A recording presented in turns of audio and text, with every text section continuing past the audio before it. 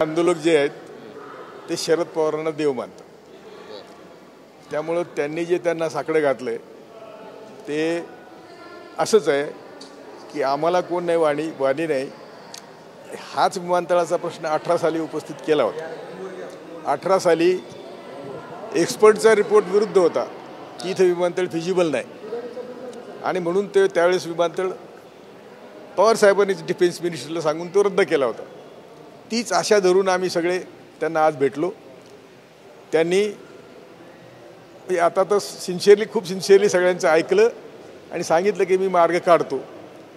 त्या सरकार सगळे बोललेत सरकारशी. मुख्यमंत्र्याला फोन लावला पण मुख्यमंत्री नव्हते. डेप्युटी CMशी ते बोललेत आणि हे सगळे मिटिंग करून आपण याच्यात फायनल निर्णय घेतला पाहिजे असं सांगितलं. त्यामुळे सध्या तरी आम्हाला ज्याला आपण म्हणतो की विश्रांती आहे की आधार दिला आहे आणि त्या आधाराच्या भरोशावर आणि आमच्या सगळ्या आंदोलकांचा शरद पवार असलेला विश्वास त्या सगळ्यांमुळं आम्ही त्या आंदोलनाला सामोरे जात आहोत. तुम्हाला सगळ्यांना विनंती करतो की तिथे जे काही बऱ्याच वेळा चुकीचं रिपोर्टिंग होतं ते करू नका. आमचे लोक अजिबात दांडगाई करायच्या मनस्थितीत नाहीत. त्यांच्या जीवनमरणाचा प्रश्न आहे. त्यांनी शपथ घेतलेली आहे की विमानतळ व्हायचं असलं तर आमच्या प्रेतावर होईल पण आम्ही शांततेने अहिंसेच्या मार्गाने या विमानतळाला विरोध करणार.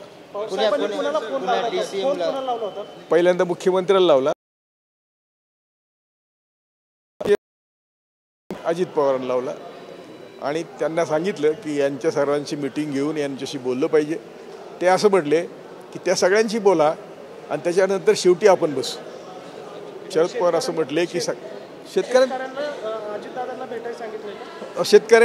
शेतकऱ्यांची मिटिंग तुम्ही घ्या आणि ती मिटिंग घेतल्यानंतर तुमचं काय ठरतं ते शेवटी मी म्हणजे शरद पवार यांना म्हटले की आपण मग ठरवू काय करायचं.